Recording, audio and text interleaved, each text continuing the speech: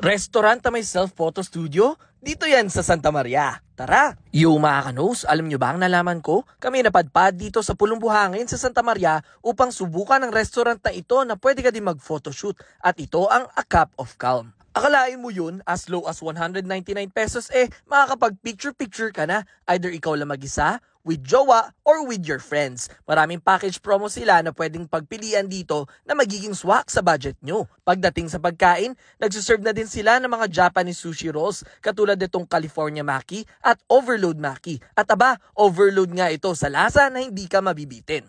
Meron din silang Asian salad para sa mahilig sa vegetable salad at donburi naman for their Japanese rice meal. Pagdating naman sa bestseller sa kanilang menu, meron silang beef broccoli, chicken lollipop, salt and pepper spare ribs at kare-kare na sakto ang lasa ng peanut-ish sauce na may fresh vegetables at malambot na karne. Lahat naman ng nabanggit ko ay good for sharing naman. At ang paborito ng mga Pilipino, ang pansit, kung saan ay meron silang tinatawag na pansit puti na pwede mo ding subukan. For their drinks, ang naging paborito ko yung vanilla cheese nila, hindi tinipid sa keso at balanse ito sa vanilla flavor. For fruit drinks, meron silang yuzu at deep blue.